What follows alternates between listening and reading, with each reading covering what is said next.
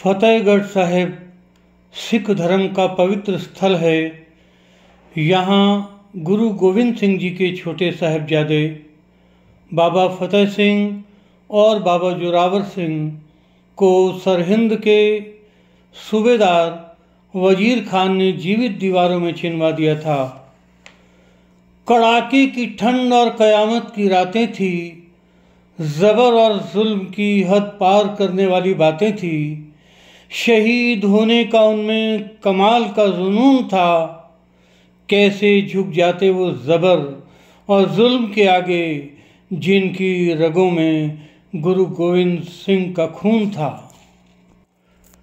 Travel with Narendra आनंद से प्यार करने वाले दोस्तों, यह व्लॉग उन साहबजादों की शहीदी को समर्पित है जो मौत की दुल्हन को पसंद कर गए, जो हिंद के निशान को बुलंद कर गए। आइए चलते हैं फतेहगढ़ साहब गुरुद्वारे के दर्शन करने।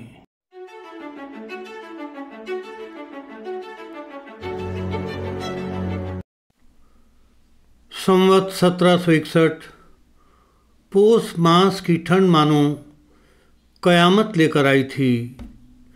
सरसा नदी के तट पर गुरु गोविंद सिंह का परिवार बिखर गया। बड़े साहबजादे अजीत सिंह और बाबा जुझार सिंह गुरुजी के साथ चले गए। वहीं छोटे साहिबजादे बाबा फतेह सिंह और बाबा जोरावर सिंह दादी माता गुजरी के साथ रह गए। साथ में कोई सैनिक नहीं था। वह जंगल में भटक रहे थे। रास्ते में गंगू मिल गया, जो कभी गुरु घर का सेवक था। गंगू ने विश्वास दिलाया कि वह उन्हें परिवार से मिलवा देगा, तब तक वह उनके घर में सुरक्षित रहें। लेकिन वह गंगू लालची था। सरहिंद के सूबेदार वजीर खान को उसने सूचित कर गुरु घर से विश्वासघात किया। वजीर खान के सैनिक चारों ओर से आ गए और उन्हें गिरफ्तार करके ले गए। 3 दिन तक उन्हें ठंडे बुर्ज में रखा गया, बिना किसी साधन के, बिना गर्म कपड़ों के।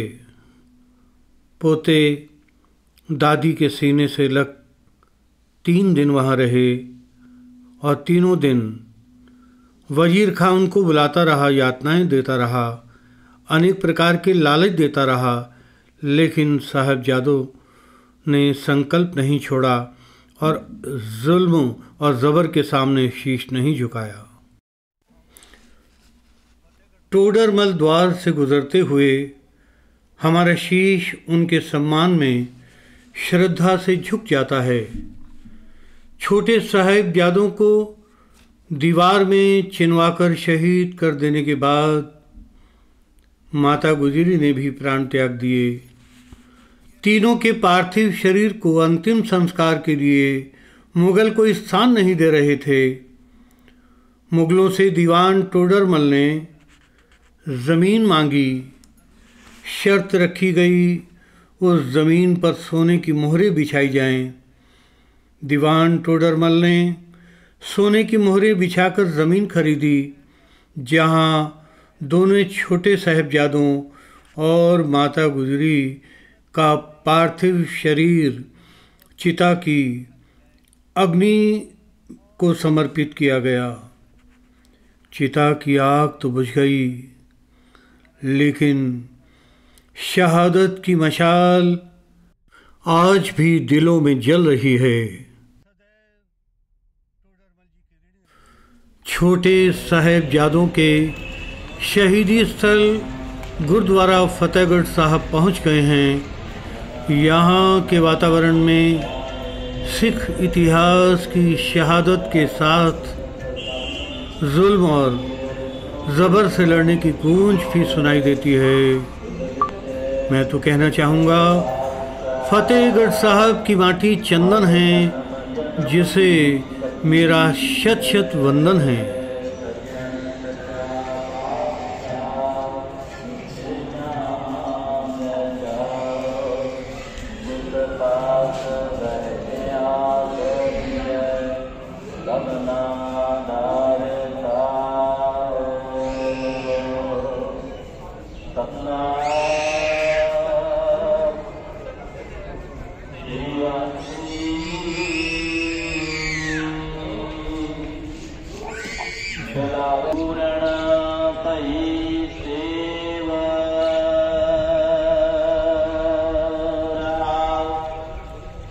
भगत जना की बेनती सुनी प्रभ आप,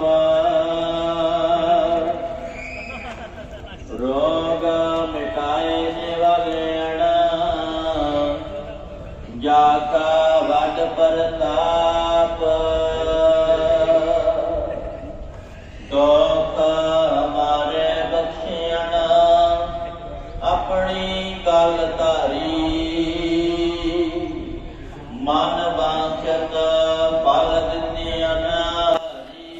रात भर ठंड में ठिठुरने के बाद सुबह होते ही दोनों साहिबजादों को वजीर खां के सामने पेश किया गया, जहां भरी सभा में उन्हें इस्लाम धर्म कबूल करने को कहा गया।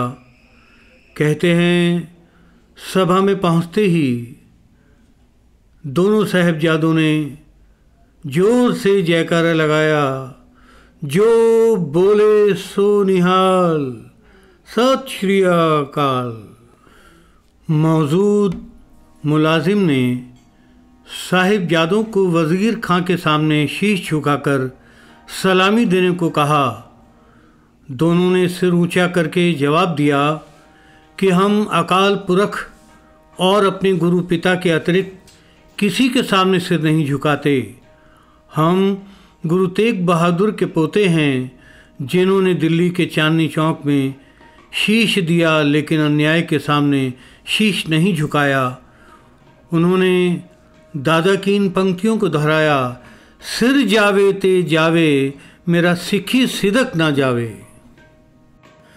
वज़ीर खां ने दोनों साहबजादों को अनेक यातनाएं दी, डराया धमकाया और इस्लाम कबूल करने के लिए राजी करना चाहा, लेकिन दोनों अपने निर्णय पर अटल रहे। आखिर में दोनों साहिबजादों को जिंदा दीवारों में चुनवाने का ऐलान किया गया। कहते हैं, दोनों साहिबजादों को जब दीवार में चुनना प्रारंभ किया गया, तब उन्होंने जपजी साहब का पाठ किया। जब छोटे साहिबजादे 7 वर्षीय बाबा फतेह सिंह के लिए आखिरी ईंट चीनी जाने लगी, तब अग्रज 9 वर्षीय जोरावर सिंह जी से कहा,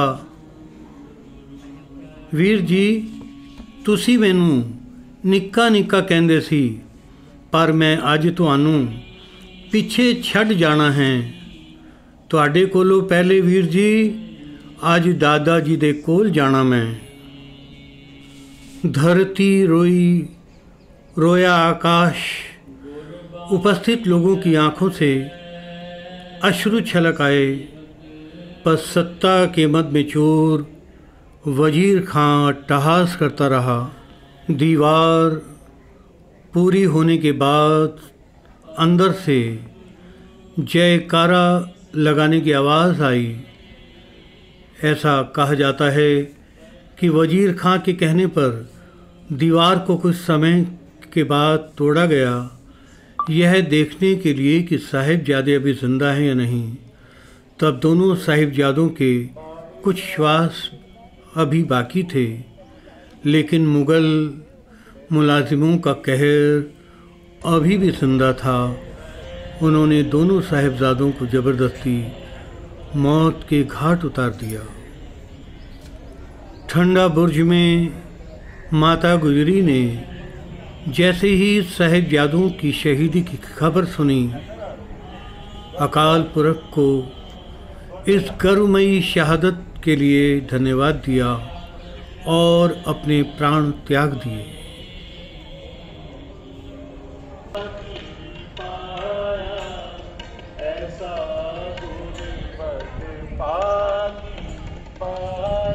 यहाँ कण कण में शहीदी की गूंज सुनाई पड़ती है। परिसर में शहीद गंज गुरुद्वारा भी निर्मित है। बाबा बंदा सिंह बहादुर ने नांदेड़ में दशमेश गुरु के दर्शन किए और वैरागी से अप्रतिम योद्धा बने। उन्होंने मुगलों से जमकर लोहा लिया। नांदेड़ से 2500 किलोमीटर दूर सरहिंद पर आक्रमण किया। 14 मई 1710 ईस्वी को वजीर खान को मारकर सरहिंद पर कब्जा किया और खालसा राज की स्थापना की। युद्ध में शहीद हुए 6000 सिंहों का यहीं अंतिम संस्कार किया गया। आज यहाँ गुरुद्वारा शहीदगंज निर्मित है, जो उनकी याद को समर्पित है। आइए इस गुरुद्वारे के दर्शन करें और श्रद्धा से शीश झुकाएं।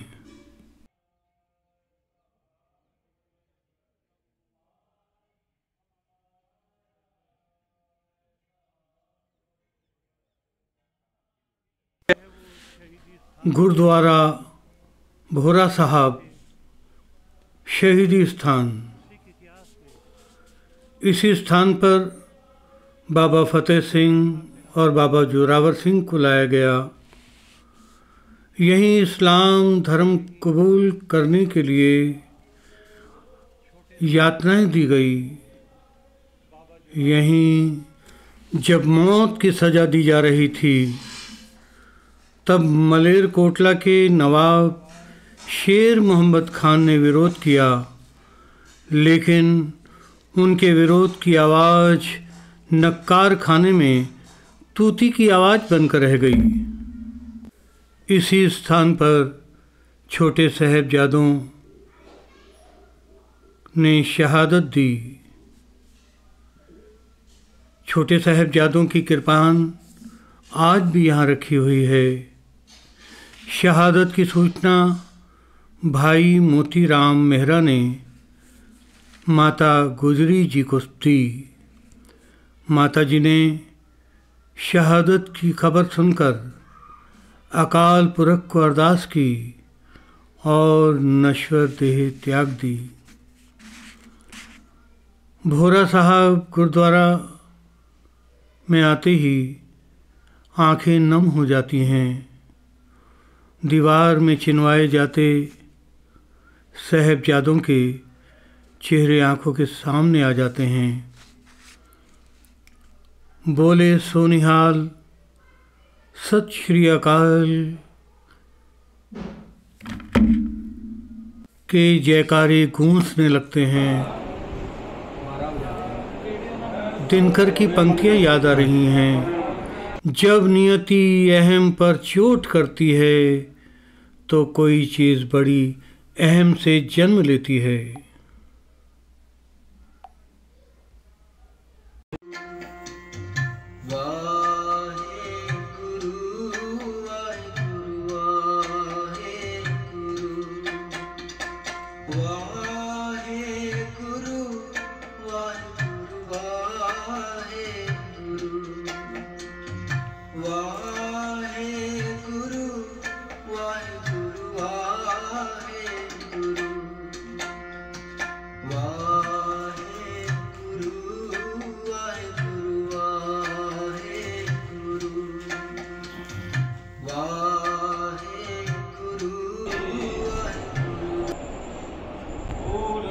आप भी एक झलक इस पवित्र स्थान की अपने दिल में बसा लें। ट्रैवल विद नरेंद्र आनंद के चाहने वालों, आज का व्लॉग मैंने कैमरे से नहीं मानो दिल से शूट किया है। डबडबाई आँखों से आपसे विदा ले रहा हूँ। यदि अभी तक आपने चैनल को सब्सक्राइब न किया हो तो अभी सब्सक्राइब करें, ताकि ऐसे ही दिल को छू जाने वाले वीडियो बनाकर मैं अपलोड करता रहूं आपके लिए।